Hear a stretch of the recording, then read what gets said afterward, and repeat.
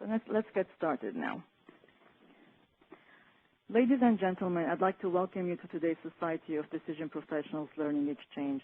My name is Hilda Churekjian, and I have the pleasure of introducing today's presentation, Combining Decision Analysis and Analytics. I would like to introduce you to the speakers you will be hearing from today.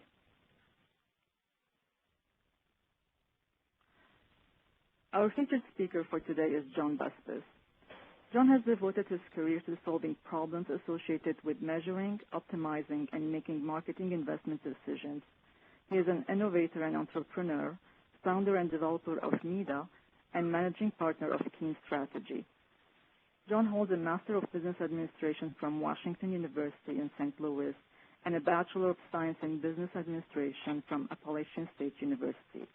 Jonh, welcome to today's Learning Exchange. Thank you, Hilda. Our moderator for today's presentation is Jim Matheson. Jim is a world-recognized leader in the development and application of decision analysis. At SRI, he co-founded and was a managing director of Strategic Decision Group.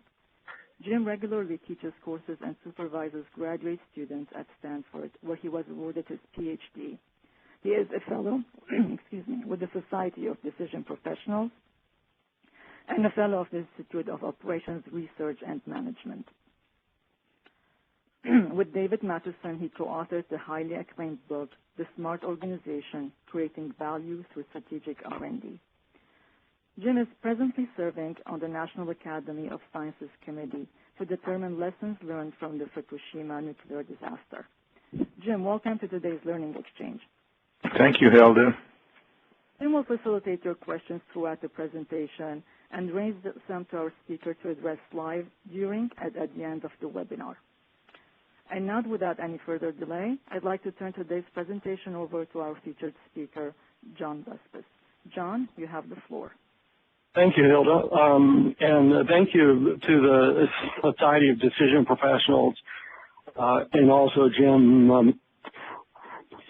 Matheson for moderating today's presentation. This is it's my privilege and honor to speak today.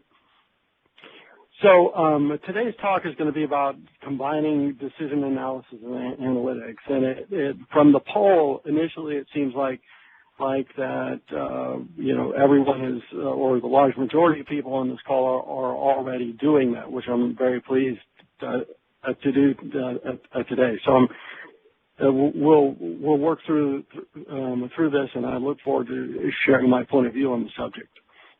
A little bit about my perspective. I have a background in marketing analytics, both as a management consultant and a practitioner of statistical methods. I was introduced to decision analysis about 5 years ago, and I'm now combining decision analysis and analytics as I've founded MIDA and now at Keen Strategy. What I really want to do when I grow up is be a professional bodyboarder. And I've always enjoyed the beach and the waves and swimming and surfing. And when I think about my decisions and what I see as the decisions of the quote good old days, the decision to go surfing is largely independent of what's going on in the water. It's a matter of just having the time and being at the right place in order to go, and then whatever wind and waves arise, so be it. However, this is a very different decision. This is a picture of Garrett McNamara riding a 100-foot wave in January in Portugal. And there's a number of things that are very unique and interesting about this picture. Not only is it a 100-foot wave that our man is surfing, but it's also January it's in Portugal. So this guy has waded into or swam into the cold North Atlantic in order to ride a 100-foot wave. And so he is operating on a very different a decision model. And the big wave surfing in general has gone through a transformation from available information. The new piece in this decision model are the surf forecast, and you can get those readily at any point from websites like surfline.com and stormsurf.com. And these websites provide forecasts to surfers, which are derived from information about the winds. And so now there's a closed loop between the surfer and their knowledge of what's going on. So when Garrett McNamara went to Portugal in January, he wasn't there just to sample the port and then happened to look out and say, oh, there's 100-foot waves out there. He knew ahead, and he was going there specifically to surf those waves. And so in this way, data has very much transformed the way that the area of or the industry, if you will, of big wave surfing. Data itself is transformative, and it's exploding. And this is a study by IDC, sponsored by EMC, and it shows that over the next, or by 2020, the amount of data available to us would grow 50-fold to 40,000 exabytes. Now, just as context, it's thought that 5 exabytes will capture all the words ever spoken by humans. And so what happens, the key question here is how will big data itself impact decision quality? And so here we have the 6 components of decision quality. And it's clear that judgment is required for all the components of decision quality. What's not clear is how data is required for all of the components of decision quality. It's clearly required for improving information. But it's interesting to note here that both data and judgment are both required for information. So decision quality is still very much, while it could be transformed by big data, it'll also very much stay in the realm of judgment. And I'll demonstrate now, or talk about how getting data or getting information from data is as much a judgment as it is an analytical process. When I was a kid, I'd lost a stuffed animal or something, and I was looking around for it, and my brother told me, "You'll always find it the last place you look." And I thought, "Oh my goodness, that's just an amazing insight, you know." And sure enough, I found it, and I quit looking. The same is obviously true of any kind of search process, and so the criteria on which you're looking and what you're looking for very much depend on where you stop. And so humans are guiding that process. And if you think about searching over data, there's a lot of different ways you can view each of these nodes as different sets of variables or different observations included in the analysis, and each one would represent like a maximum likelihood estimate. And so in that way, the point at which you stop your analysis is entirely guided by the human if an analyst is doing it. If a computer's doing it, then you have an algorithm that's developed by an engineer, and they're creating different metrics, and the engineer themselves is governing the stopping rules. And so therefore, it's still, even with a computer, dictated by humans. So there's a lot of judgment involved in getting information from data. And so therefore, analysis requires judgment, and many of the quality factors for the decision also influence the decisions in the analysis and how we view it. So the frame, for example, I would assert that the frame, the logic, and the values and the components of decision quality impact the analysis and ultimately the analytical quality. So the frame itself impacts the variables that are selected to include in the analysis and represent within the problem frame.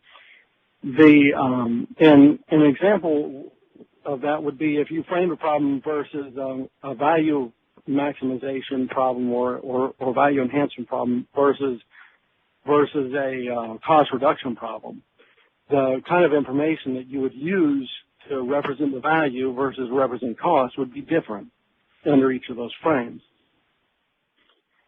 In the same way, the logic it influences the analysis, and the analysts themselves are responsible for defining the logic and ultimately the model structure. And you can imagine if we're thinking about a problem, a marketing problem, say, and we're thinking about it along the lines of the 4 Ps: price, product, promotion, and place. The variables that we'll use in that analysis are going to be representative of those 4 Ps. Conversely, if we think about the values, if we think about the values, the information that we view is very much through the lens of what we value as an outcome.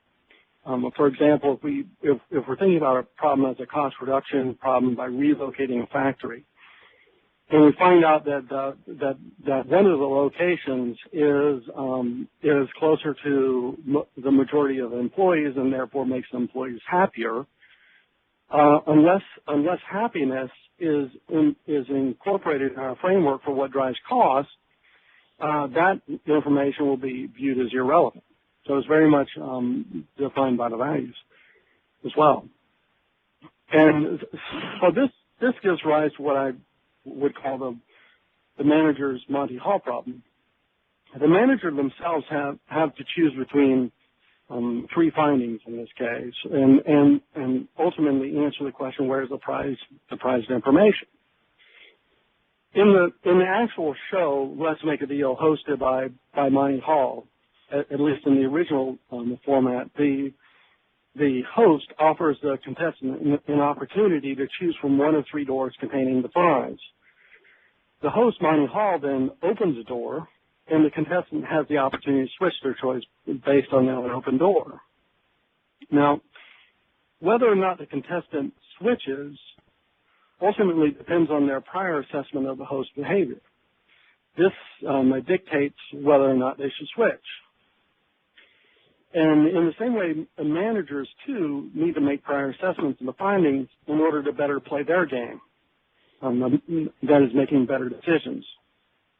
Just think for a moment how often the contestant would win if Monty Hall, the host, always opened the door with the prize. In the same way, the managers will win more often if they're coordinated with their analysts and their frame, their logic, and the values of the part of the analysis.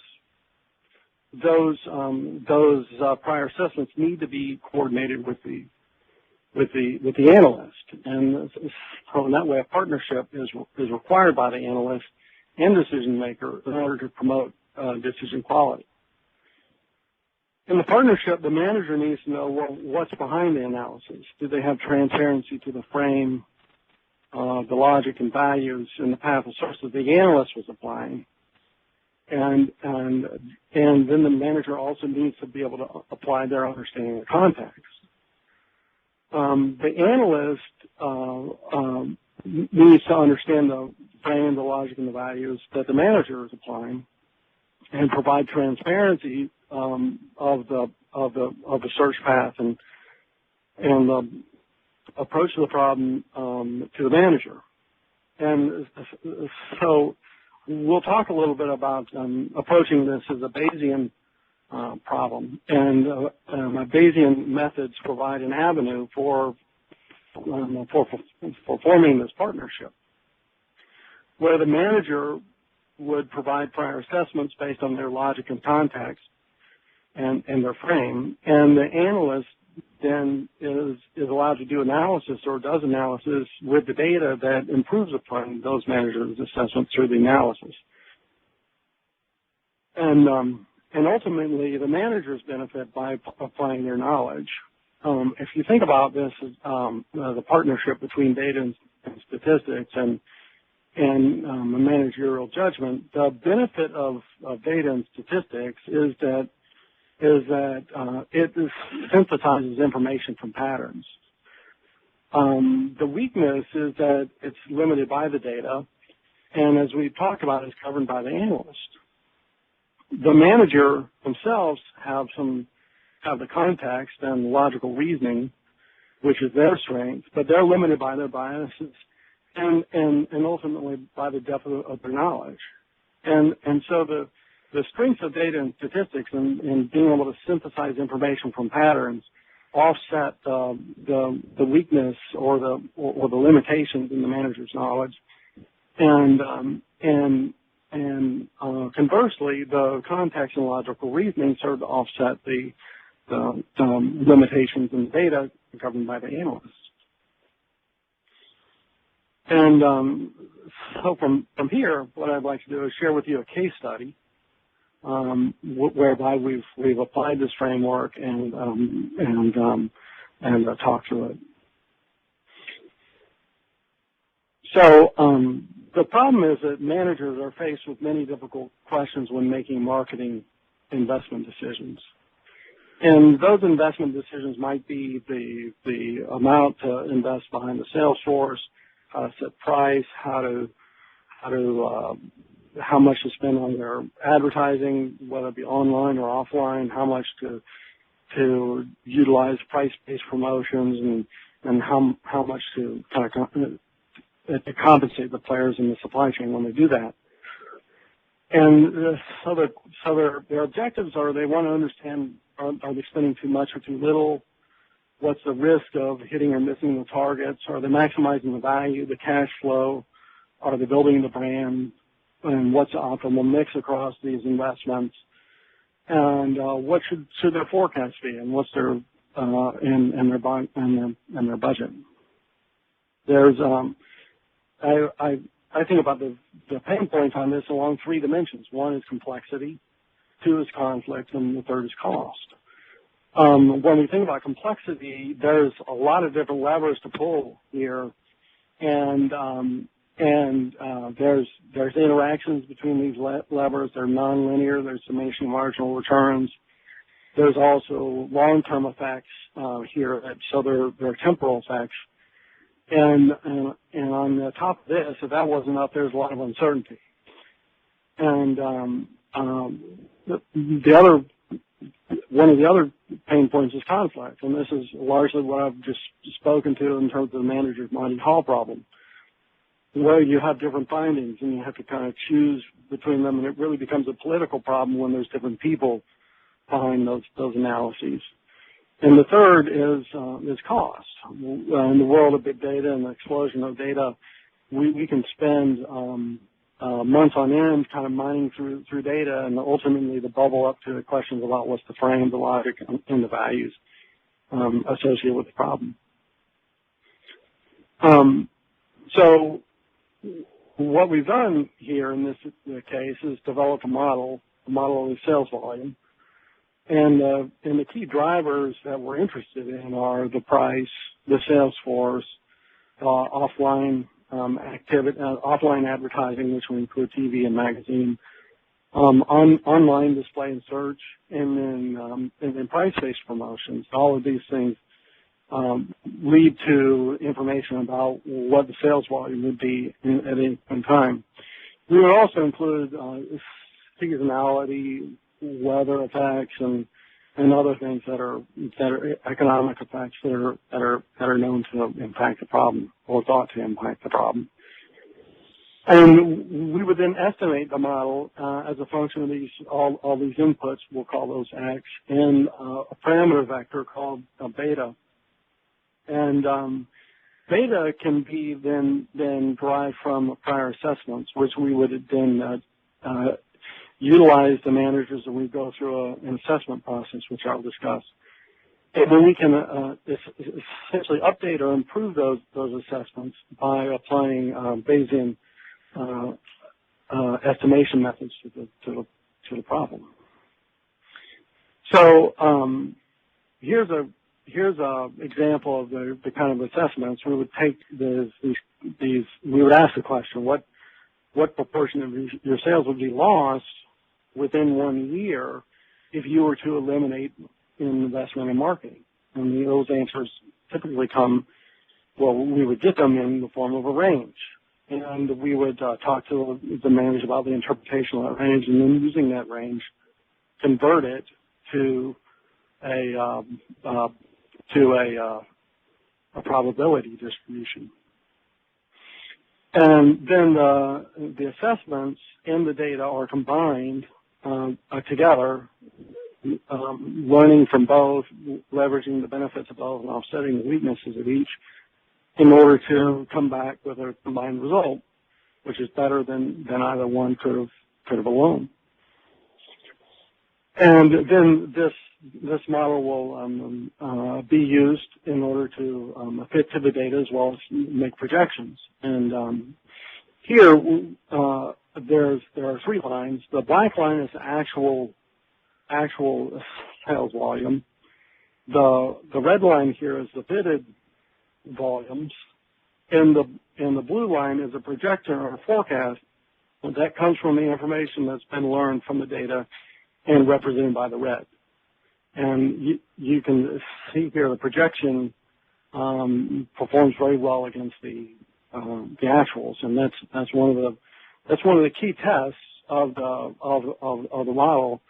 2 criteria really is it predictive, and is it meaningful? Does it represent our knowledge of the problem well? So once we have this model in place, we can then start to understand the relationship between the revenue and the investment. And in this case, we have revenue on the vertical axis, investment on the horizontal axis. And you can see here, as you increase the investment, you would then increase the revenue, but at a decreasing rate. And there's the nonlinearity in the problem is showing up. In the same way, we would have price, and in this case, as we increase the price, the revenue, which is represented on the vertical axis, declines. And there's also different levels of uncertainty depending on where you're setting the price. Once we then understand the impact of each of these on price, we can also understand the long-term effects or the temporal component of the response. And in this case, we can see how the contributions sort of carry over into the future, and they ultimately build the brand over time. So the marketing effects the benefit of the marketing doesn't happen all at once. And we sort of capitalize this or capture the long-term effects as a metric in the net present value of the marketing investment. And with that, then we can begin to understand what are the financial returns of each activity. And in this case, the horizontal bar represents the activities, and the vertical bar represents the marketing effects, and the blue bar is the ROI. So in this case, the online display is returning $5.30 in present value for each dollar spent. And potentially more informative and more interesting is the marginal returns, which in this case show the return you would get from the next dollar you would spend, or the amount of savings that you would get from pulling back on the next dollar. And in this way, we can optimize by moving dollars from lower returning activities to higher returning activities. That is, returning at the margin. And by doing so, then we can understand the NPV. And through the process, there's also a Monte Carlo simulation, so we can understand then the uncertainty associated with this in terms of the forecast, the NPV, or any of the other metrics. And then this leads us to optimization and ultimately scenario development. And in this case, we have 4 different scenarios, and we plotted them in 2 dimensions, or 3, if you will, where the revenue is the vertical axis, the cash flow is the horizontal axis, and the size of the bubbles are the differences in the NPV. And you can see that we're here at the status quo, and we can improve upon the status quo through optimization in any of these. The one that delivers the highest NPV is the NPV maximizing scenario, as determined through optimization. The client, however, had, in this case, is a multi-brand portfolio problem. So they actually had different brands that played different roles in the portfolio. Some were designed to drive more cash, and others were designed to drive more long-term value, as represented in the NPV. And so we created a different optimization by in our objective and our portfolio objective, emphasizing cash more than some of the others, which then allowed us to create this scenario that increased cash, but by doing so with less investment, and so therefore the revenue went down, and the NPV goes down some. And then there's another. The final solution the client landed on was ultimately trading off the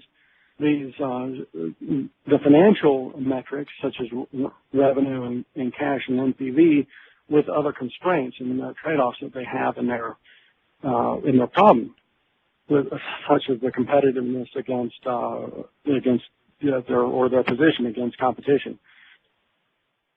And so, just as a result of this analysis, the company experienced renewed. John, I just got a question on the last slide.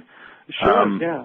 It sounds like that this is a very sophisticated analysis of a sub-problem, a giant tactical problem, if you want, of marketing mix or sales mix, marketing channels, advertising channels, and that maybe higher up in the decision hierarchy, there's a strategic question of, who are we competing against,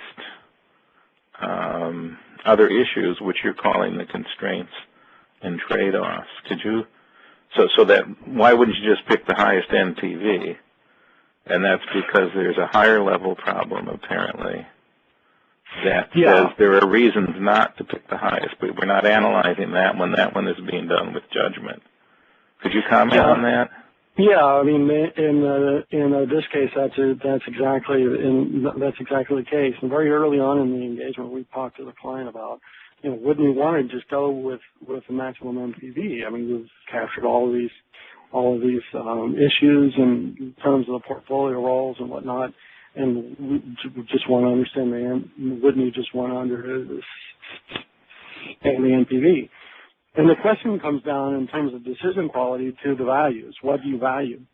And in this case, they were willing to give up some of the NPV and some of the hard dollar value objectives for a value that they place on being competitive in the marketplace.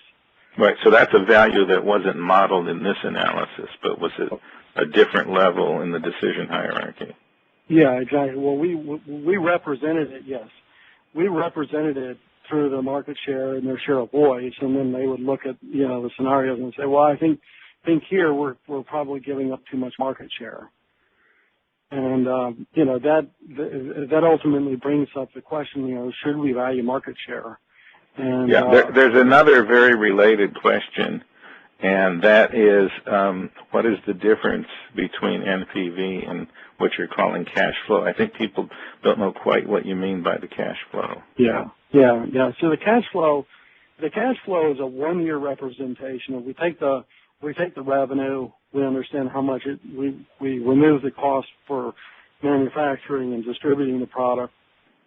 So we have an operating margin, and then we just subtract from that the marketing cost. That's what we represent as cash flow. Okay, so the cash flow and revenue are kind of short-term measures, and then NPV is your longer-term measure. Absolutely. Those are revenue and cash flow are probably have a one-year horizon, whereas NPV would have a multi-year horizon. Thank you. Yeah, no, those are great questions. I appreciate that.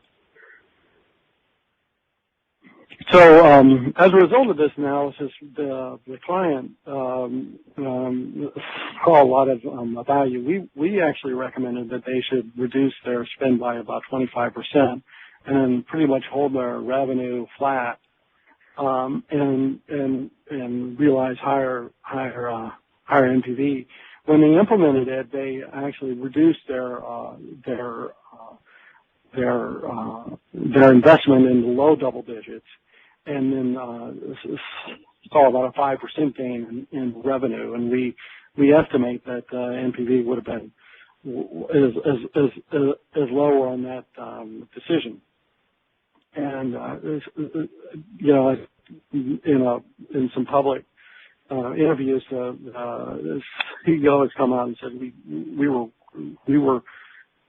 quite frankly, we were wasting a lot of money. And I think that this gives some credence to the approach and the results that we were able to achieve. So I just wanted to offer up, an idea about the way that this could be implemented outside of marketing, and there are many of them. But one of the ideas that came up at the last DAG conference during one of our lunches was this idea of signposts, and it's kind of captured my imagination a little bit. And if you think about evaluation models, often they're used extensively before a decision, and once the decision is made, the models are removed and ignored, and any kind of monitoring is done perhaps through another analysis, and so there's somewhat lack of continuity. And the signposts were talked about in that example as a way to extend and sort of be able to monitor where you are against those decisions, which I thought was a really good idea. And so just thinking about signposts in the Bayesian context and the way we can update the model on the signpost is that the assessments of the model parameters can be made conditional on the signposts, and then we can assess the probability of signposts, perhaps using statistical analysis or even a combination of assessments and statistical analysis. And then with a probability model of the state of the signpost, we can then as that probability distribution changes, the assessment would change, and so would the state of the investment would change, and it could be monitored in that way. And then over time, this would enable a better evaluation of the ongoing embedded options in the investment, whether we make further investments, whether we buy or sell assets, or whether we abandon the asset. So I just wanted to put that out there to sort of generalize the problem and perhaps put it into a familiar place and link it back to a wider discussion that we had at the DAG conference.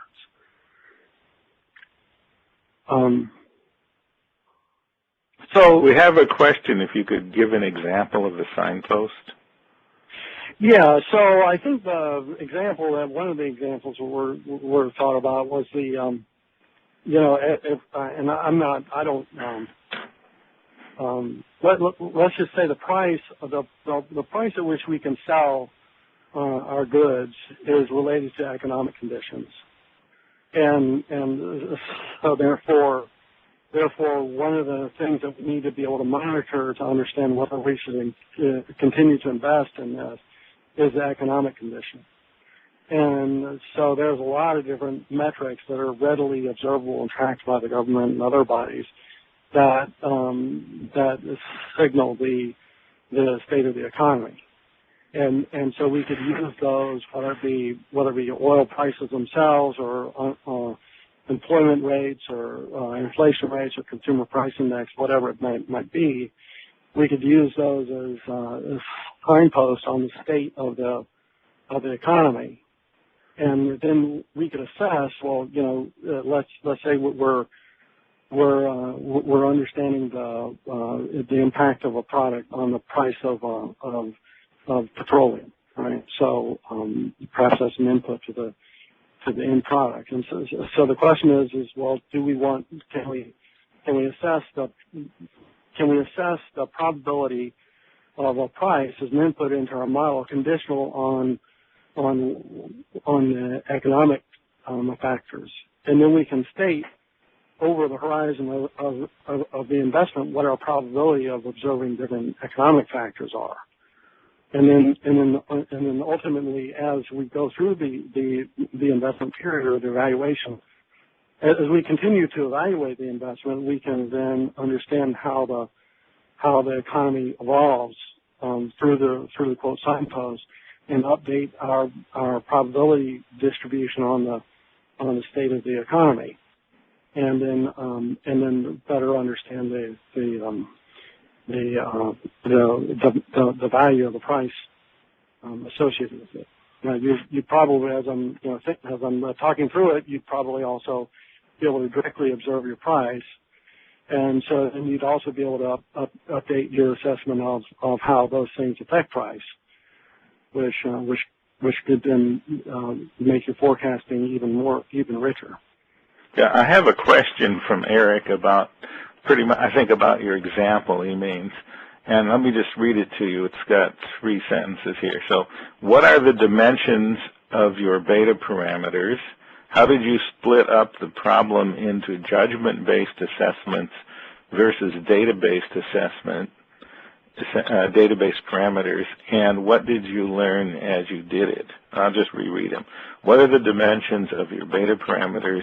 How did you split up the problem into judgment-based assessments versus database parameters? What did you learn as you did it? Yeah, so I'll start with the last, and I'll work to the beginning. So what we learned through the process is what the state or what the value of the responsiveness. Often we think about this in terms of elasticity. So we'll understand sort of the elasticity of marketing effects as with relation to advertising, and we can then learn develop a more accurate assessment of the state of the marketing effects, and which then allows us to understand how we should move those marketing inputs in order to better accomplish our objective, whether it be maximizing NPV or revenue. So the learning there is ultimately being able to understand how much to spend and what we should expect in terms of forecasts and business as a result. Now, to your point, we could actually learn that. We could actually specify that based on the assessments themselves. or we could do it by the data themselves. But the data have a lot of problems that I discussed, and not the least of them in the time series cases, collinearity and things like that. And so and there's also correlation over time. There's all kinds of different problems that confound statistical measurement. And so in terms of how we're splitting it, we're really not partitioning these two things. Otherwise, rather they're laying on top of each other, and we're learning about the problem both from the standpoint of the manager and the data. By doing the two together, sort of on the top of one another, then we're able to come out with a better answer than we could on any one alone. Yeah. So let me just paraphrase your answer and see if I got it. So I think what you're saying is the data itself has all these correlations and collinearity, et cetera. So you're building some kind of a model with some more fundamental variables that predict those things. And then on those fundamental variables, you're doing a judgmental assessment by the analysts or other experts. And then you put the data back in and do the Bayesian updating. Is that kind of what you said? I think it's a little bit more direct. I think what we're doing is understanding directly what the contribution of the activity might be to the sales, and as a prior assessment. And oftentimes there's also other analysis that have been done through other means that can be utilized in actually making those assessments. And then we're directly updating. We'll translate those contributions into the model parameters, and then we'll update the model parameters using the data. And this ultimately allows us to better measure things in order to drive a decision.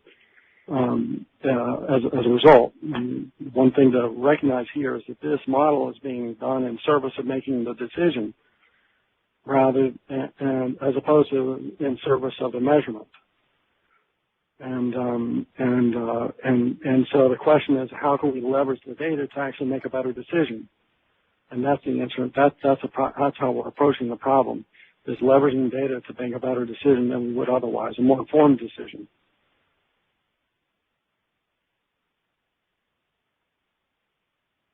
Thank you. So I think that's a great conversation to have, because I think it goes to the next point that I wanted to make in conclusion, is that decision analysis versus analytics is at the heart of the debate around people and information. As I view decision analysis, we're often working from a pool of information. And we as people and as decision makers are specifying probabilities on certain parameters, and we use computers to formalize those models. But we as individuals and as humans, as teams, make the decision. And so there's very much a direct line through people to make that decision.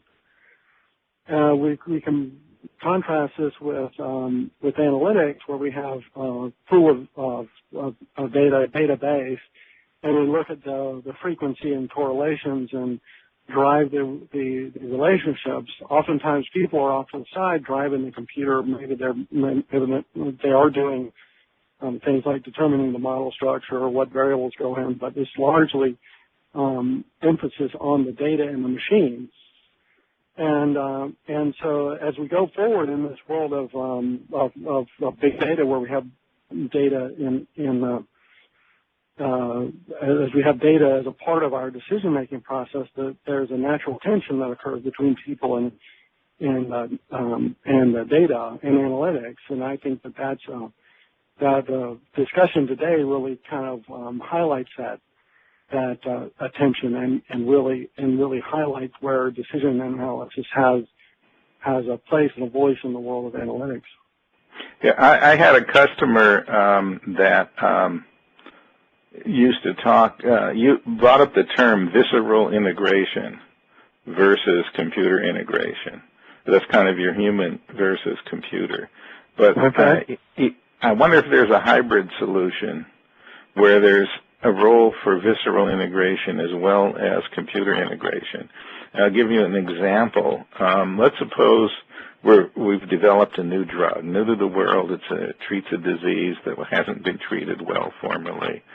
And you have data about introducing lots of other drugs. And so you're trying to decide, A, whether you're going to introduce it or not, will you make enough money, and B, maybe how to price it or what marketing channel. Now, there's loads of data, but it's not this drug. It has different side effects. It's administered through different channels. The worldwide picture might be a little different on it. So everybody agrees the data is useful. But the question is, do you try to do the whole thing with computer integration and a gigantic Bayesian model, or is there a point to stop and do the visceral integration of all you've seen on some key variables and then go on with the decision analysis? Yeah, and I would argue that it's impossible to do the machine, put a machine on this task without thinking through the problem in a judgmental way. So the question is how are you going to frame the problem, all the decision quality components, and then how do those impact the way that you treat the information? And we can do it Bayesian or not, but at the end of the day, it's really judgment's going to be bearing on that problem quite heavily. Yeah. Well, let me bring up a couple more questions before you get to your wrap-up slide. Sure. Going back, you don't need to go back in the slides, but you started out with this surfing problem. Yeah. And basically where to surf, which I don't want to call it a tactical problem. That kind of minimizes, but it's an operational problem, right? I've got all these places in the world I can surf. I got to get the weather data, and there's an operational problem to figure out where to go. But there's another problem is, should I surf?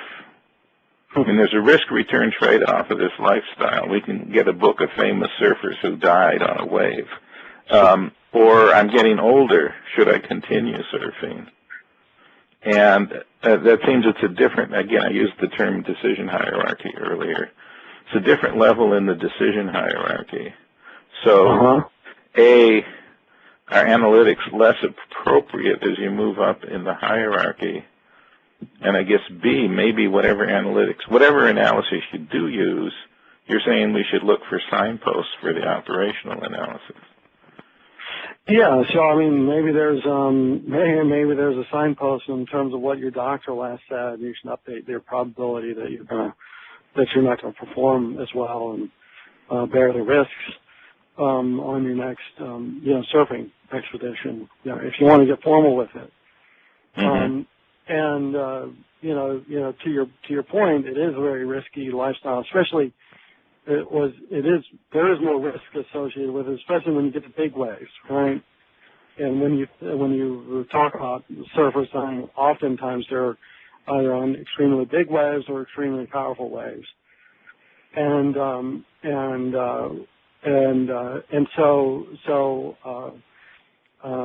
the surfer actually could benefit from a model that would say, your probability, probably from an objective standpoint, your probability of dying on this wave is X%. Do you want to take that risk? Because, we're probably overconfident in our own abilities and things like that. And that could be that's a great example in this situation where we could have our own judgments about our abilities, and we could also have the data. And if the data was cautioning us more, and we properly integrated that with our own judgments, we were honest about the uncertainty in our own judgments, we might actually learn something from the model. Okay, so you're saying there's a place for maybe a more traditional decision analytic view at the higher level combined with a very sophisticated operational problem, and and you're discussing the relations between those two problems. They're not isolated. And That's I think right. we often fail to hand off the models from a strategic decision and try to operationalize them so they can be used further. I'm sure it's done at times, but maybe we can milk more use out of the quote strategic models to put them to use in the operations using the kinds of techniques you're talking about. One kind of related question that came in was, you've done a lot of data analysis.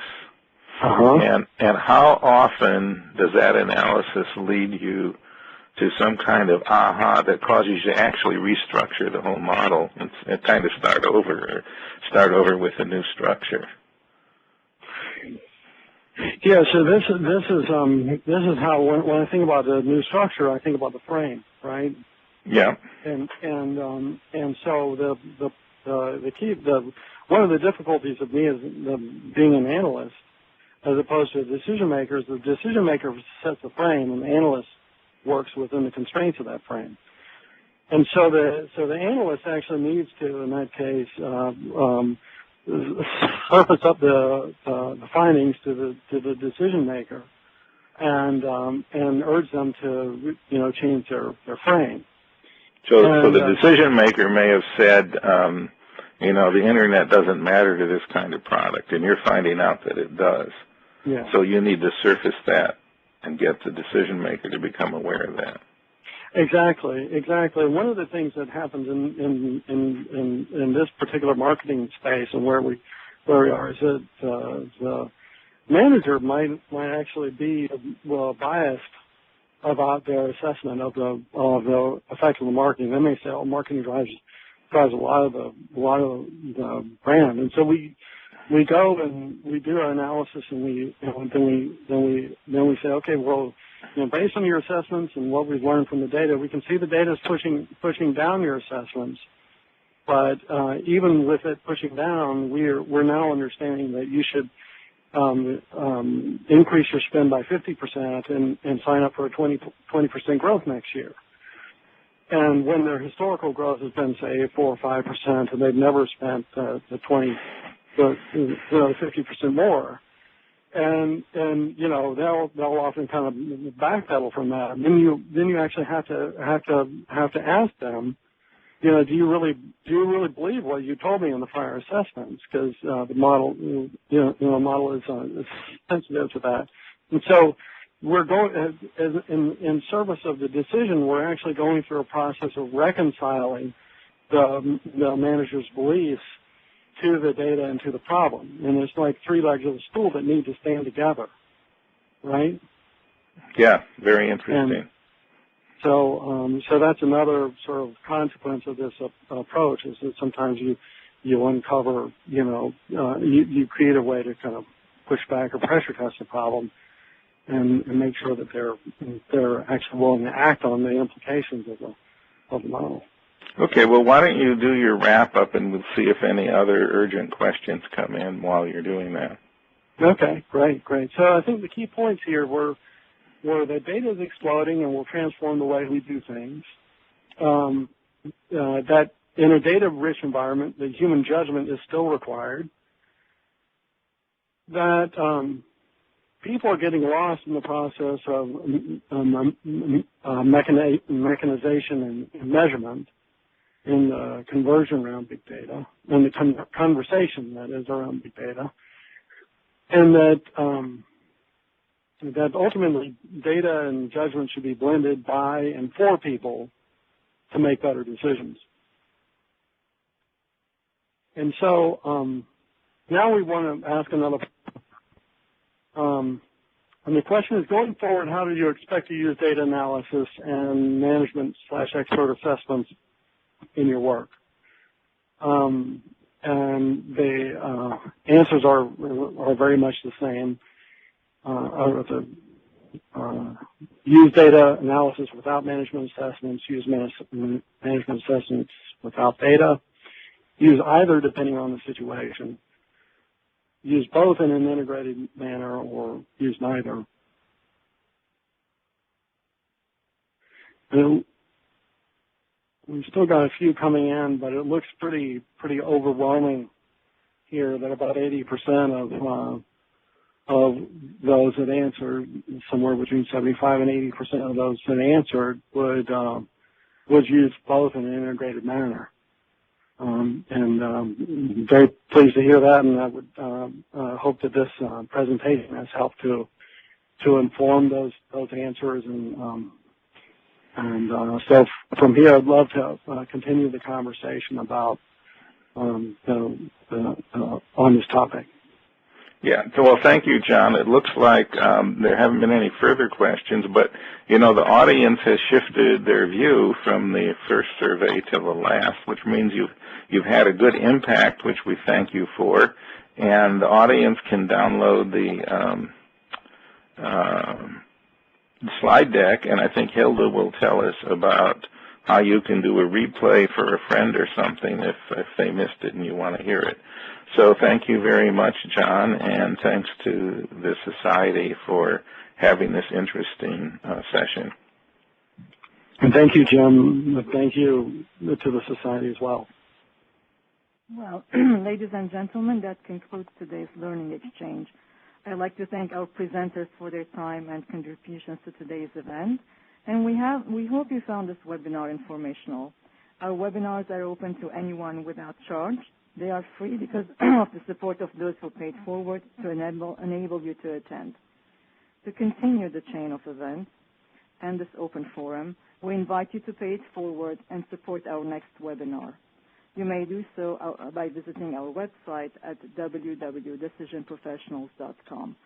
I want to remind you that you can download a copy of today's presentation by clicking on the handout icon in the upper right of the menu bar, selecting the file, and clicking Download.